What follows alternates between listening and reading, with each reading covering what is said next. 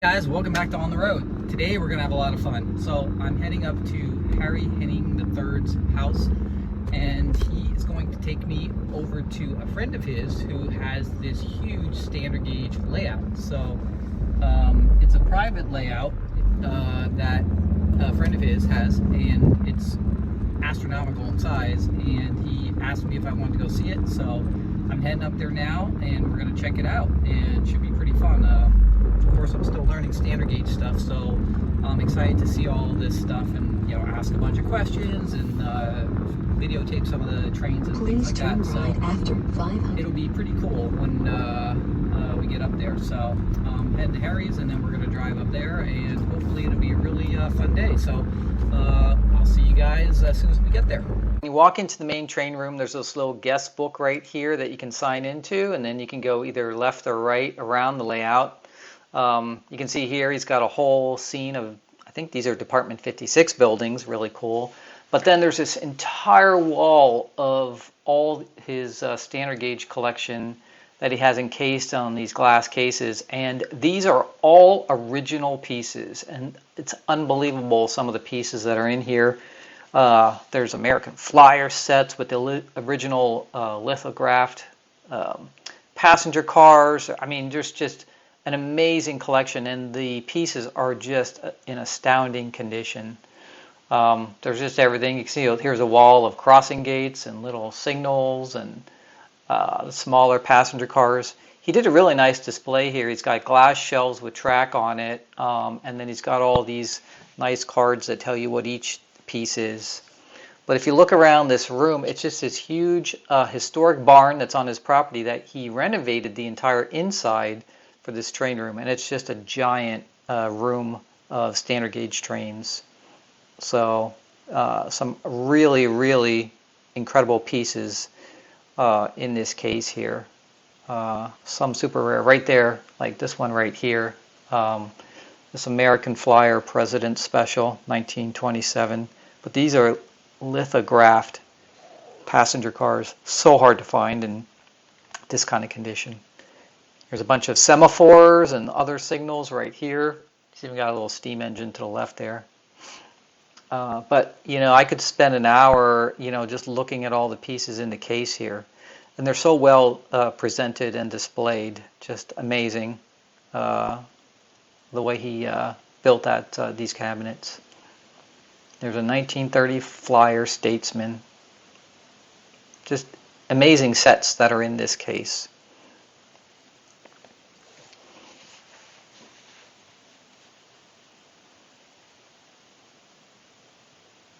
And just beautiful condition. And you'll see later there's actually, he's got the boxes for almost all this stuff too. All the original boxes, which he has nicely displayed under the layout too.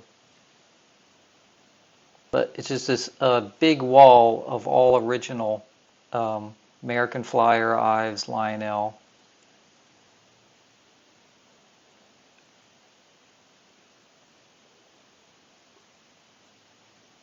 This is a piece of huge piece of standard gauge history right here you're looking at. Just amazing.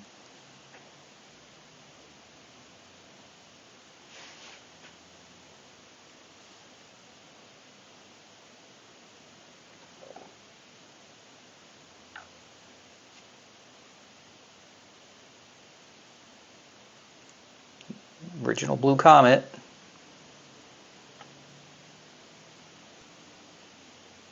This is really cool. It's got a little reverse forward off knob on the side. I actually have never seen one of those in person before, so that was kind of cool. But yeah, just a fantastic display. Really well done. Really cool pieces inside here.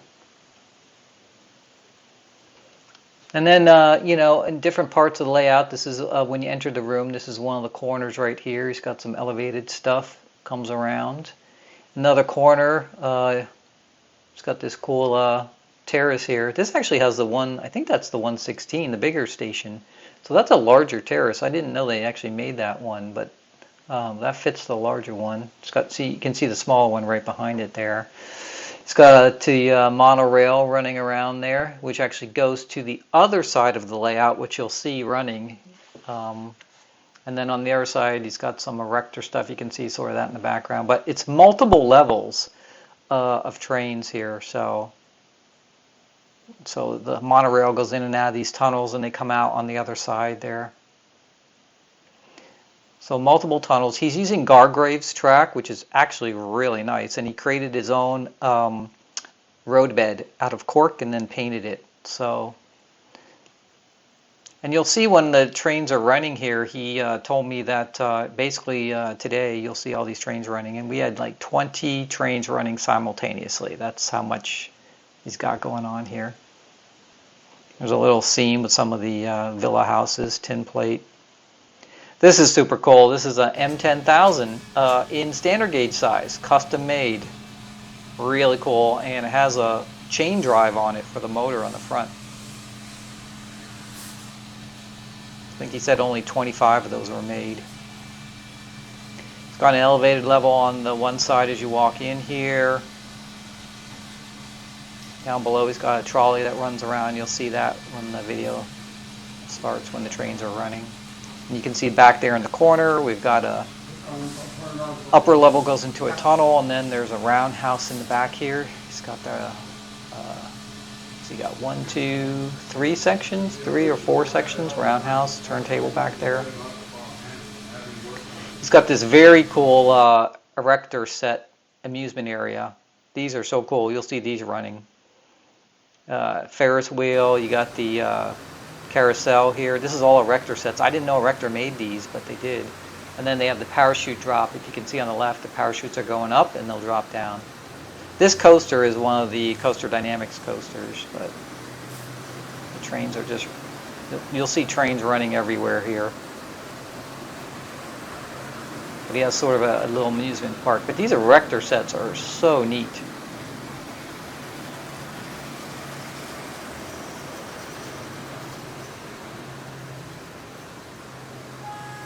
Here goes the monorail. That's where it's coming out on the other side I just showed you. You can see the little parachute drop. See the parachutes are going up here.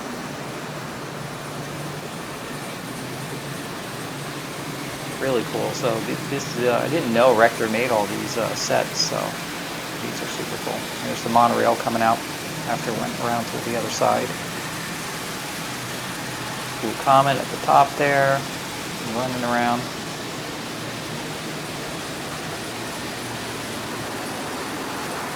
That's the Terrace I have right there, the shorter one, I think, with the 115 station. Really nice, because he's got really big curves on this, so he can run any train he wants to. But mostly all the trains are all conventional, except he has an upper level that he's running TMCC, because he actually loves the Hiawatha set. I think they said that's one of his top 2 sets he loves. There's a control panel. Just another view of that, the back corner on the one side. Huge engine here, custom made. He actually custom made that one. Like a big brute. This is the little trolleys running around on that inner loop there, and there's another one. And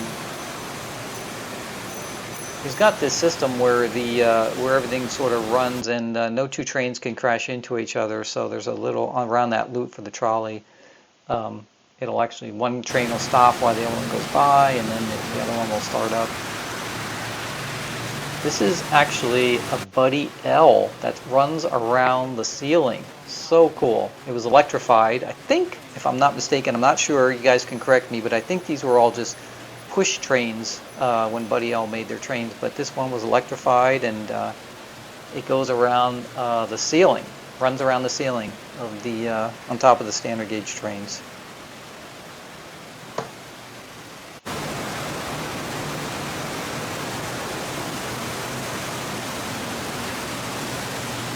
Trains running everywhere. They run so smooth. Is that because of the track? Sometimes my shots are a little close here. Sorry about that, guys. But I'm trying to photograph the trains, and then I'm actually trying to look at them at the same time.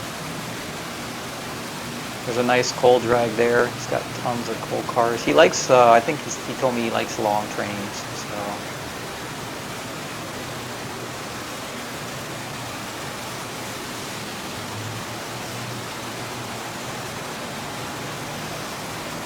Don't know what I'm taking a picture of there. Switches. Sometimes the camera goes off in weird places because I'm staring at something, so. You can see these are going into tunnels on that corner right there. You see it, multiple trains running on the same track at the same time, but they actually all synchronize. Like I said, only the top level has TMCC, I believe. Everything else is conventional that he's controlling through that control panel. You saw the little orange train here stop for a second while it was waiting. There's a crossover here, so 2 trains run and then the one will stop and wait for the other to go by. Here's the other one. So they're actually running on the same track. Really neat the way he has this all set up. Lots of stuff to look at on the layout. And there's a lot of scenery here, but again, it's sort of that standard gauge look where there is scenery, but it's not over the top scenery, because standard gauge never was. I believe these are Gargrave switches too. It's either Gargraves or they're Ross switches. I'm not sure which one they are. But they're really nice. So when the trains are running, it's very, very smooth. I mean, 20 trains running and it wasn't that loud. Because, you know, standard gauge trains in general are kind of noisy, right? You got tin plate, you got squeaks and everything else, and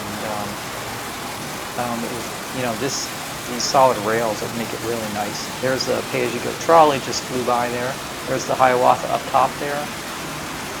You saw that one. It's got this great one with these dump cars and these hoppers, empty hoppers here. You see the power station in the back there on the right. Got 3 sheds right here, unloading platforms. See some crane cars here in the front. There's the Hiawatha on the bottom. Now, I do have that train, so it's one of my favorites also, but I think Carl said that was one of his favorite trains out of them all. And he actually has, I think he bought 2 sets of them so he could extend the cars. You have double the passenger cars. This is a huge yard area on the back side of the layout, where he has tons of room to store trains.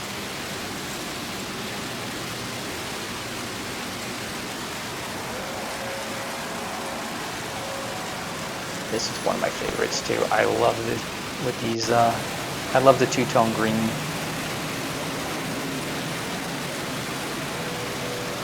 And he did really nice mountain work, right? Again, it's the kind of work where it's not over the top. There's the Hiawatha in the back with the extra cars. See how long it is? I love this area. These erector things, the parachutes just dropped. You saw that right there. So cool.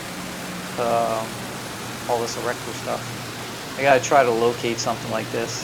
That carousel is so neat too.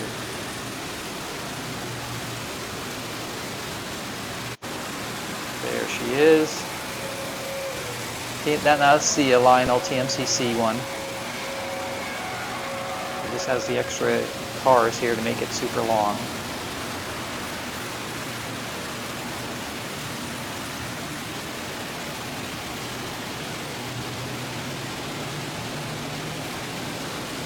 Sorry about that. I'm flying all over the place just trying to catch trains because they're everywhere. There's trains moving in every direction everywhere.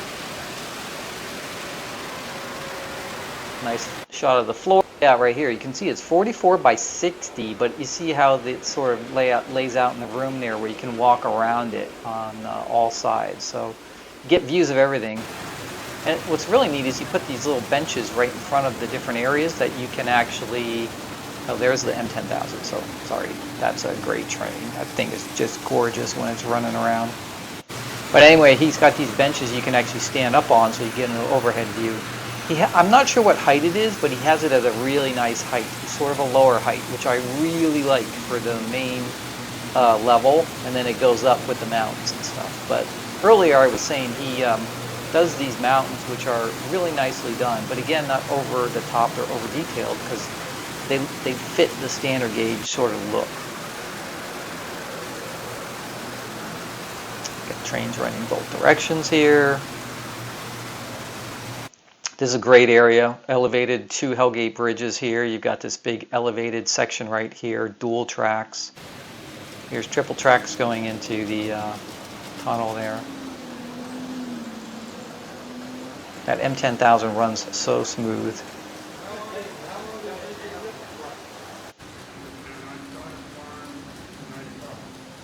So yeah, he's got detail on the mountains, but not overly detailed, which is, again, perfect.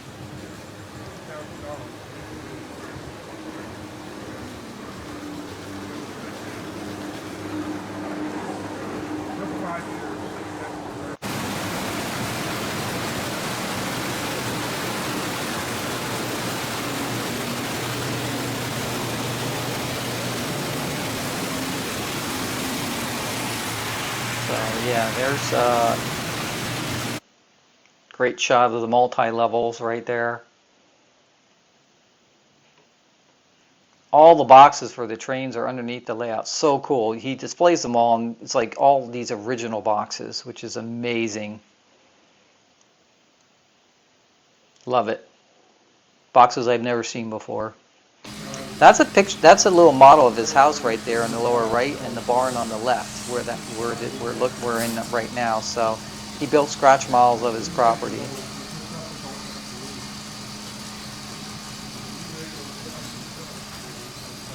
There's 116 station, 115 station.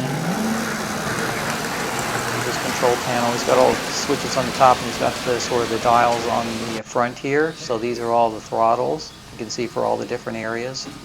Really well done.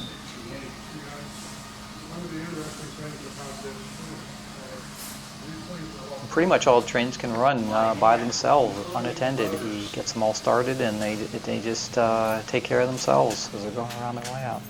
This is so beautiful, and the detail even on the inside of the car is fantastic. So I forget the gentleman's name that he said built them. He passed away now.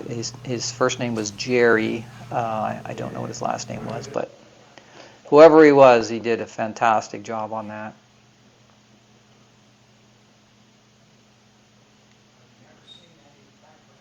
It's just a fantastic, inviting, warm room to walk into and see all these standard gauge trains running around.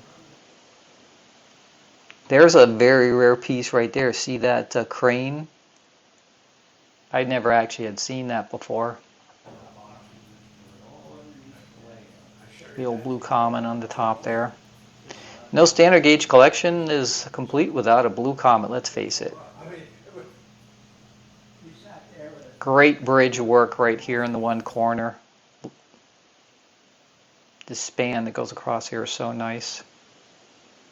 Nice little housing with the villas and the bungalows here. This is in a room. It's like a pre-room when you walk into the place where he has his workshop and he works on stuff, and it's got this little cabinet of oddities. So yeah, and then just a last look at the his display case. And I really love they put all these cards here so you can tell what each of the pieces are, their year that they were made. So fantastic.